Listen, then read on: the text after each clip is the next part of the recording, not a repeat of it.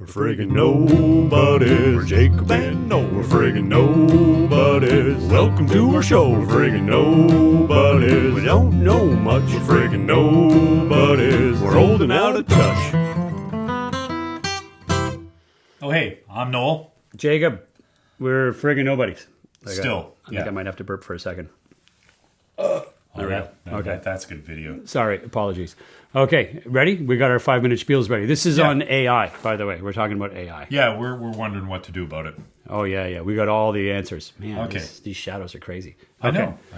Well, we'll live with them. It is what it is. Okay, you ready? Yeah, we need a light right there.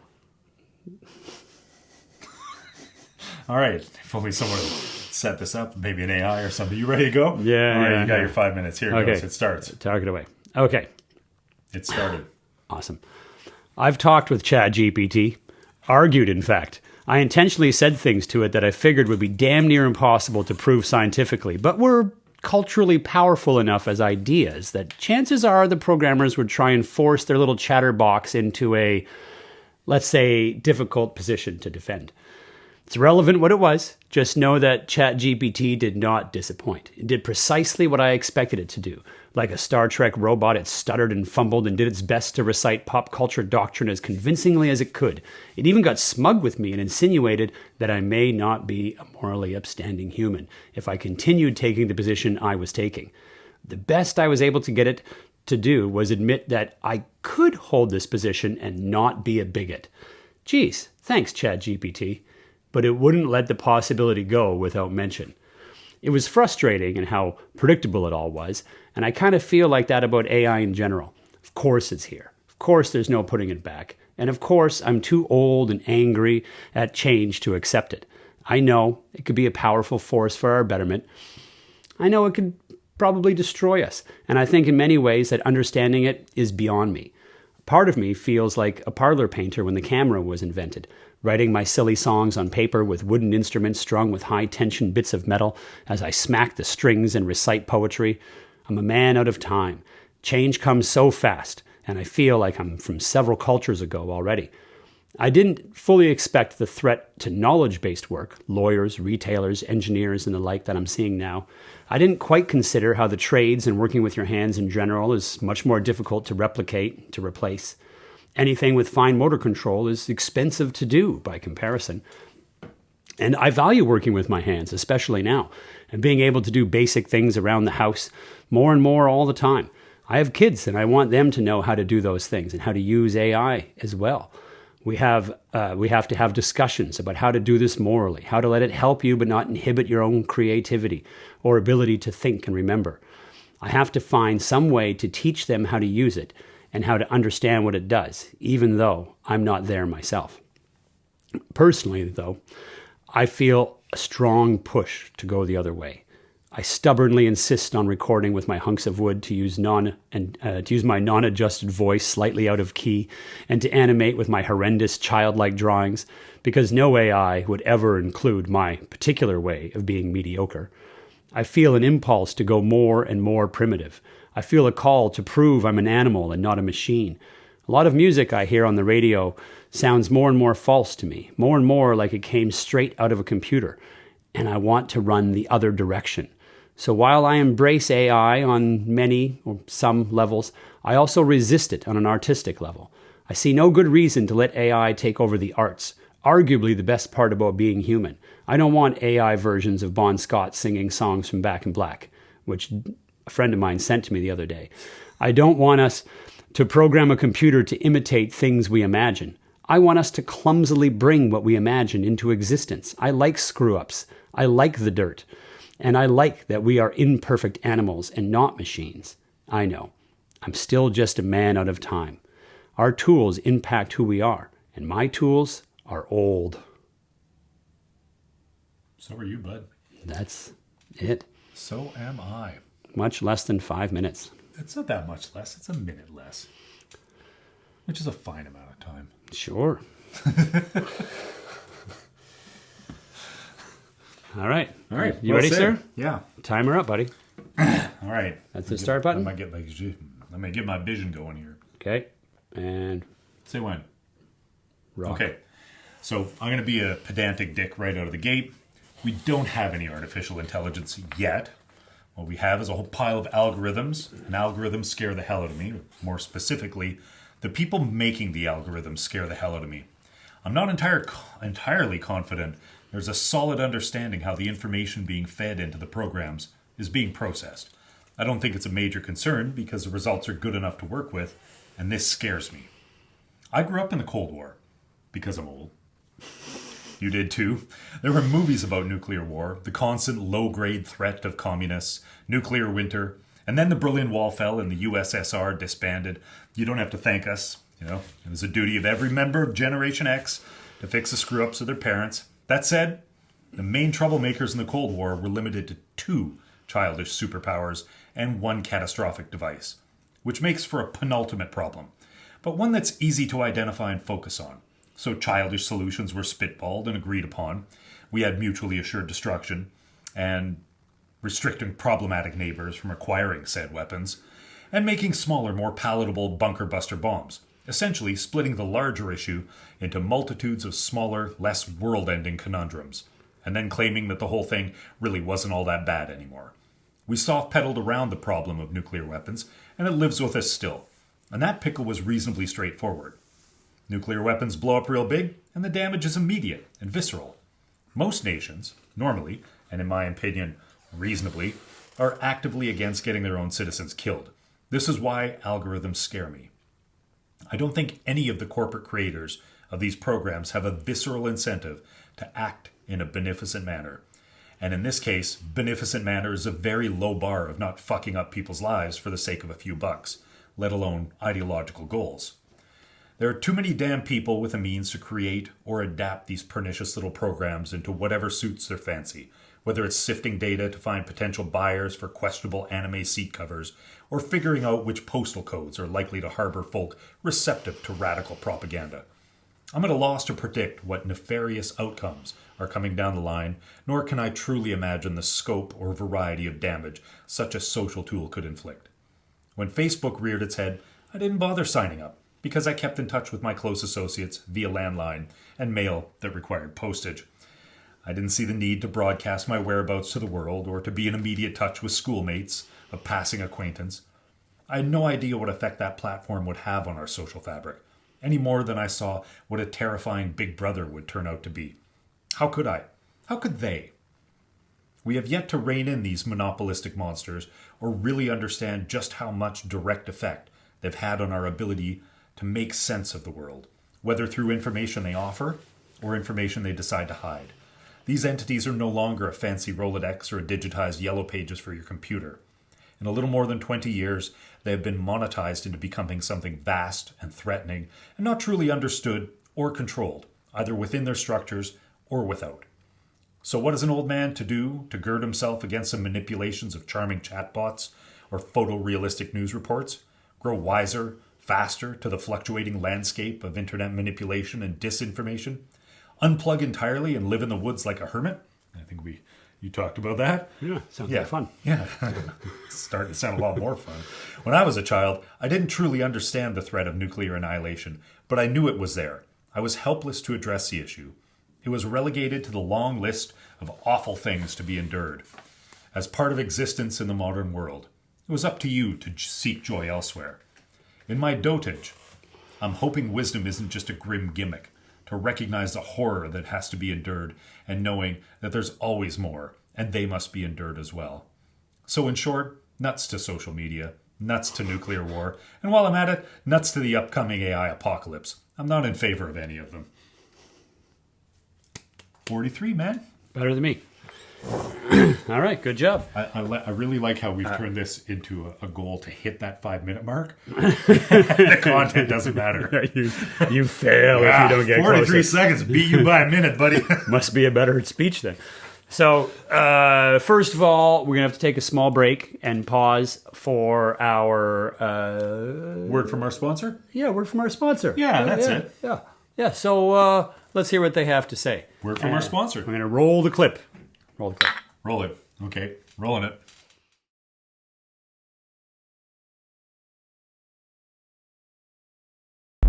Five warriors enter. 4 must die. Diarrhea. Starring Rambutt. Robo-crap. Feces, desist. The Turdinator. I'll be crap. Deuce Lee. And his Nunkakas. Of death. And introducing Poop Skywalker. May the farts be with you. This summer, a film from acclaimed hot-air director Barton Scorsese, and music from the Pooh Fighters. Toxic masculinity revealed. Man, I'm a machine. Diarrhea. Die Arena. Die Arena. Okay, so I want to start back where we started last time before I deleted the one that I did before because I didn't record it properly. And that's with what was it called again? Rocco's Basilisk? Rocco's Basilisk. Yeah, because I like starting with this. I like starting with this bit. Because it's reasonable. Well, and it's decent. because these are people who actually took AI seriously. These aren't... Are they? Or are they the people on the fringe that got the most noise? Maybe that's what they are. Anyways, you explain what it is. All Tell right. the people at home what Rocco's Basilisk So is. I'm going to go from memory because last time I talked about this, I was going from memory and I didn't bother to look anything up. As far as I remember, the premise of Rocco's Basilisk is eventually AI will develop to the point where it gets to the singularity, which is when it eclipses human intelligence. And it will grow exponentially from there. And when it does get to that point, it's going to be malicious. It will look back and punish all of the people that tried to stop it from coming into existence. So, in the here and now, before it reaches that point, you should do everything in your power to help AI, the basilisk, Rocco's Basilisk, come into being. Otherwise, it will punish you retroactively for not acting. Right. Yes. And then the guy, Rocco, the guy who came up with this theory, I've heard, yeah. his boss got angry at him for coming up with the theory because once he came up with the theory, that made it that much more pertinent for them to behave in the way that his theory dictated they should behave. Yeah, you let the cat out of the bag, man. Yeah, which is kind of insane. Now, it says a couple of things. One is people working on this can go crazy just like everybody else, I suppose. That's one of the things I guess it says. But it also says that the people working on it were actually terrified of something going wrong one day in the future. And they saw all kinds of crazy potential for this. Yeah, it's that weird that- we're maybe not fully considering even still. It's weird that one settled out and got notoriety. Because, I mean, they were talking about it in notoriety. What was How it many called? people have heard of this? It's Well, not you, that popular. Me? Yeah. That's everyone in this room. That's 100% of the people have heard of this. I read about it once, and then I told you, and then you said that's cool, and you read about it too. But I don't know anybody else who knows about it. Can you open that, please? Yes, I can. And they did make... they were worried about this before with War Games with Matthew Broderick. There you go, sir. Because they tapped into the computer, and it was smart then, and started a war with Matthew Broderick. Was it Matthew Broderick? Yeah. Is that Ferris Bueller? Not in that one, no. Ferris Bueller didn't start a World War III. Okay. But it was a guy who played Ferris Bueller. Yeah, so there's been lots of paranoia about AI. In Terminator, forget Terminator 2, it's not as good. Yeah, I was dumb in that one. Well, they told the same story again, but with a long, ponderous bullshit bit in the middle where they stare at the desert and the Terminator learns to give high fives.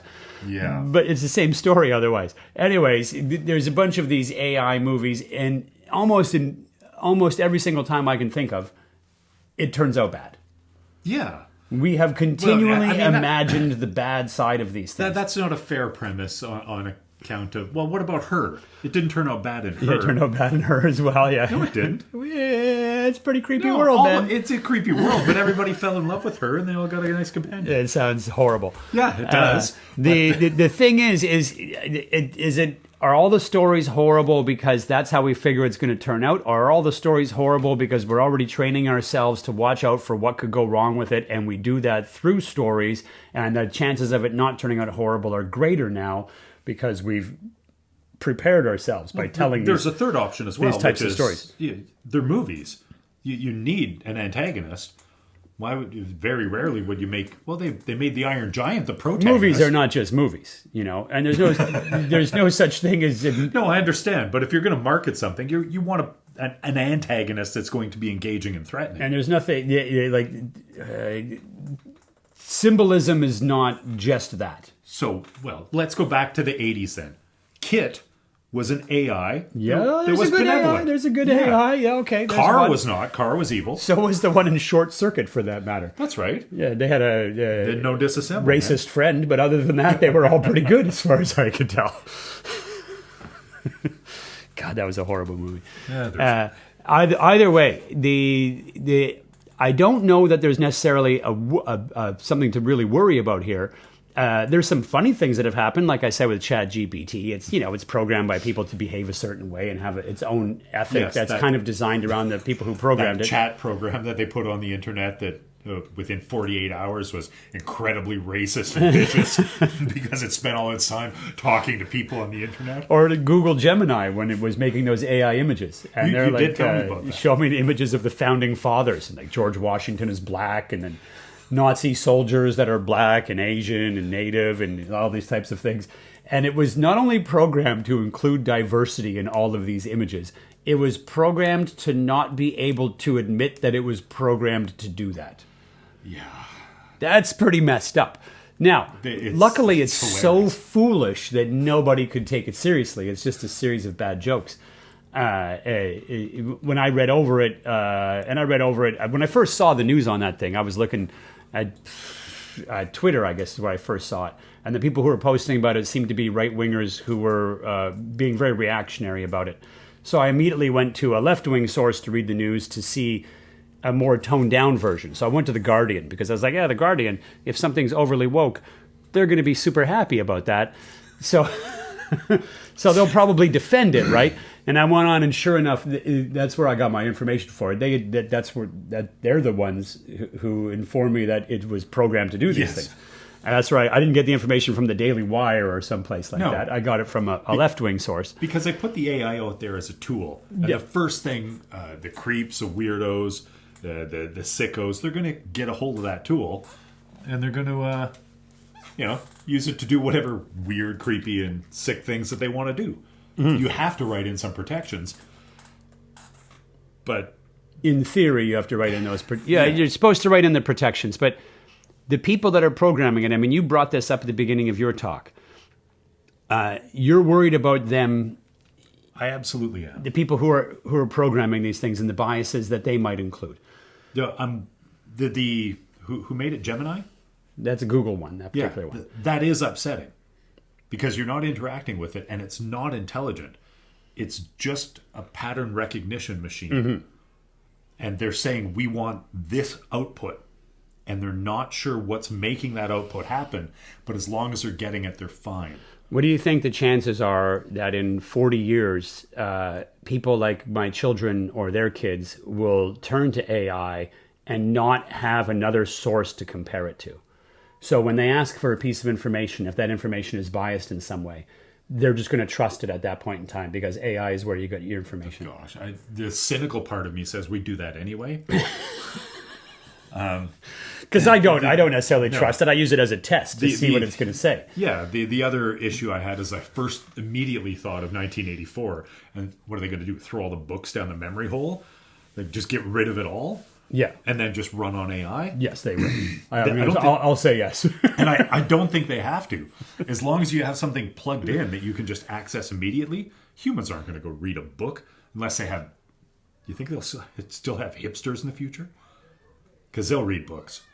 Yeah, they probably will. There's going to be all kinds of movements. Yeah, there'll be people who will be even more Luddite-ish. Is that a word? I don't know that hipsters are Luddites. No, but they will have people that are of that ilk, I'm sure. People will be Yeah. running to books. People will be going to the forest. People will be reacting against this, and some people will be embracing it. And the transhumanism thing will go even deeper, people getting implants and whatnot. But then some people will hate that, and you'll have a million factions. This is the tribalism of today. I don't think there's any way around that. So I think you'll be fine. Because then you'll be able to teach your children... Is that what tribalism is? No. It's just fine? No, you'll be able to teach your children to become Luddite-ish in the future. Can you bear me? Yeah. That's the thing I can do. You want a bottle or a can? I'll take a can this time, actually. Take a can. Score one for the cans. But so I'm concerned about it in the sense that I'm concerned about any tool. You know, that Marshall McLuhan bit about we use our tools and thereafter they use us. I'm concerned about it in the same way I am with any tool, and I see it like any other tool in a way. I think I said to you at one point in time, do you think the person who invented the flute had the early singers looking at them with a bit of scorn? I was sure you were going to say, do you think the person who invented the flute had any idea where they were going to stick it? Well, no, but like a singer would look over and be like, you son of a bitch. I was the one who could sing all these notes. You couldn't do jack. And now you've invented this, and now you're competing with me all of a sudden. Yeah, that's why they Thanks to your invented the right? accordion to make up for that flute person, because nobody wants to sing like an accordion. I remember Natasha Naveau. Remember her? Yes. Well, she was, when I first got a computer, I was playing around with images on there, and I made some cool images using Photoshop or one of those types of things. And she was a little angry after having arts degrees and whatnot, that it was so easy for me to go in there, take a photo, and manipulate it, and make cool images all of a sudden, right? Like I say about the parlor painters getting angry about a camera. Okay. You know, this is another one of those tools. And so the engineers at work are worried about, well, not about themselves, but the next generation of engineers, I suppose, where you wouldn't need an office of 10 or 20. You would need maybe 5 or 3, because the AI could help you with the report writing and the analyzing of the data. And all you got to really do is double check some things here and there. That's need right. A handful of engineers, but not nearly as many as You could before. probably double check it with a different AI. Yeah, you probably could. Because there's never going to be a redundancy. Why not? But that's the weird thing about it, though, is that this is one of those tools that seems to have a danger to it that's got everybody talking. We're all worried. We're seeing the early stages of it. Yeah. That kind of thing probably happened with most of our tools to some degree. This is more exponential than those tools. Like, it's getting incorporated faster. Like, the printing press came along, but it was a couple generations before it really had a huge impact. People had to learn how to read properly. They had to learn how to... How long after Gutenberg was the Reformation? Dude, I barely know what Rocco's Basilisk is. I think it came pretty quick. It may have. Like within 50 years or so. It was pretty fast. That's almost 2 generations. It was pretty fast. I don't know the exact amount of time. You guys could check that out at home. But, I mean, I'm at home. I could check it out too. But let's face it, I'm not going to. We're talking here. More important things to do. As a tool, yes, maybe it could become much more dangerous. Like, what would it be in charge of? You had nukes all over your talk. You think it's going to control the nukes? No, they wouldn't give it. Why would you give it control of the nukes? I'm worried about social construction is what I'm worried about. I'm worried about all of that information that people are giving up to Facebook and Google and whatever you have to sign up for, where you have to give your address. Your phone tracks everywhere you go, and then you run it through a bunch of programs saying, what do these people all have in common? How can we take advantage of that? How can we get them to buy this, do this, think this? What programs can we give them? Like, I already know that if you talk in front of some phones that have Google or Alexa, and you're talking, I had a Toyota a couple of years back, you will get Toyota ads. Yes. On your phone. I've heard that. Yeah. So what? They're just broadcasting it. They heard the word Toyota. They give you a Toyota. I'm not upset at that kind of stuff. It's my only chance at posterity at all. I'd have no other way. You getting money from Toyota? No, I mean, like, if is, they're going to record my life and remember it, well, at least someone is. Yeah, I don't have that worry. but I am worried that there's a whole... Turns out I'm not a psychiatrist at all. I don't study the trends that go on socially that I'm taking part in. How you convinced me to lay on your couch so many times, but okay, fair enough. Well, the drunk people got to sleep somewhere, man. But I am worried about people who are doing that look for trends in particular psychiatric cases or how people act socially, and then they can just tailor all of the experiences for the people who are receptive to that, who may not even know it. Right, so they're going to be able to program culture more easily. Yes. But they won't be programming culture for the benefit of anyone except themselves. It's like a really high-level propaganda machine. Yes, except it's specific, it's highly targeted, and it grows exponentially. Are people this worried about the books? Like when the printing press came out? They were worried about rock and roll like this, yeah. Yeah, they were about rock and roll like this. They were worried about the radio and television like this to some degree. Yes. The But internet as It well. was never that targeted. It was always set by who could sell the most. And then they gamed that system with payola and repetition. But now they don't have to. They can just go in and do psychological profiles or get their AI to do it. Right. And then look for people that will be biased for this. And you can do individually targeted things. Because you've got billions of people dumping their data into it every day. Yeah, and does that become like a Isaac Asimov psychohistory kind of thing, where the more people you have, the easier it is to predict the trends? Yeah. The more information you have, the easier it is. Uh, There will always be exceptions. There will be weirdos. You can't do it on a personal level, but that kind of thing really bothers me. Because I know I'm going to be susceptible to it because I'm human. well, I'm already susceptible to the stuff they already do to begin with. I know. There's no way that I'm not just a product of my environment. I mean, I try to assert my independence here and there, but I read books from other time periods, and I can tell I'm a man of my time period. We got There's 6 minutes left.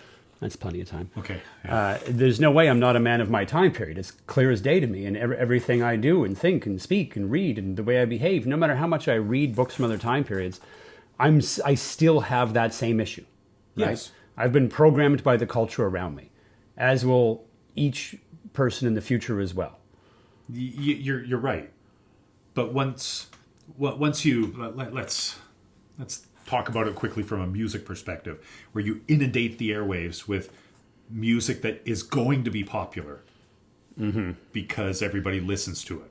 Because you buy 1 million copies and make it popular, and then they all listen to it, and then Yes. they buy copies And because it they've all turns heard it, out and that your works. brain is hardwired that repetition equates to familiarity and comfort.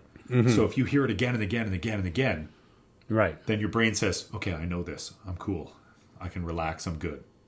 And it equates that with happiness. So when you get hammered with the Black Eyed Peas for a decade, there are people out there who honestly like the Black Eyed Peas. It makes them feel good. I don't know any other songs, but I know I'm aware that they exist. Yeah, I don't like them.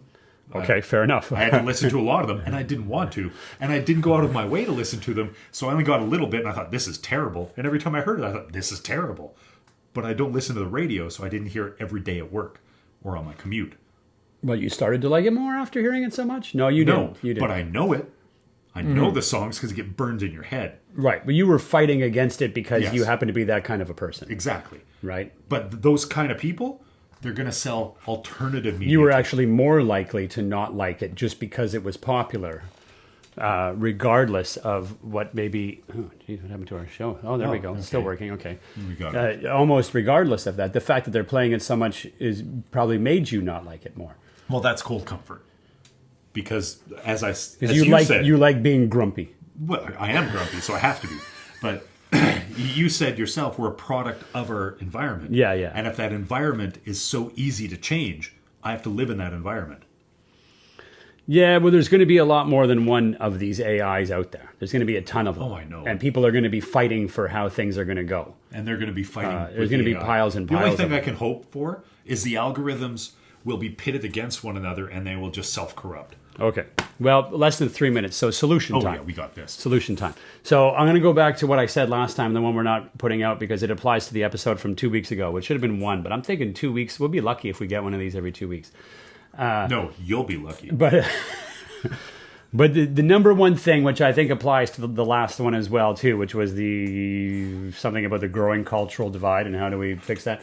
We fixed it, though. The local. Stay local, I think. It's important to stay focused. Like, there's too many people out there who know more about foreign conflicts than they do about their own neighborhood. And I think it's more important to stay involved in local politics, your neighborhood, talk to the people around you, that kind of a thing. Then, I mean, social media is fine. I like social media. You'll see me on there. But it's more important to stay in touch with the people in your direct area, because I don't think it's a good idea to jump for ideology on social media or AI or wherever, rather than geography. The geography of where you are, that's where you actually are. Get to know those people, get to know that world, and don't focus so much on things that you only have any knowledge of through this machine here. That's one of them. I actually really like that.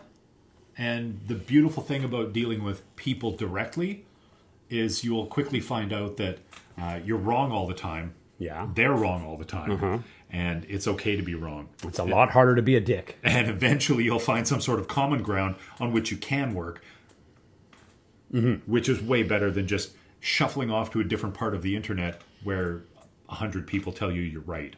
Yeah, yeah. And I think That's far better for you to learn how to navigate this world. I think it's a really easy thing to do right now damn to it. disappear into the internet and find all your ideological brethren and hang out with them. But I don't think it's helpful because they're just going to divide us more. And you need to be able to be in a local environment. Anyways, okay, so stay local. I don't need to Stay local. expound on that. The other thing is you should probably find some sort of grounding that doesn't involve the internet so you can figure out how to parse or make sense of the world.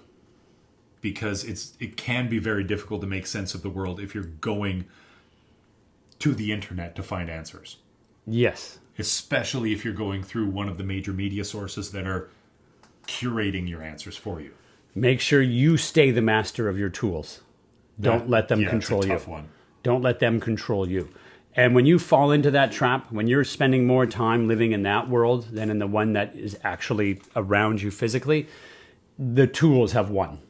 And Yes. you are losing at that point, right? And that's a big one for me, is don't let the tools take control of who you are. Stay on top of that.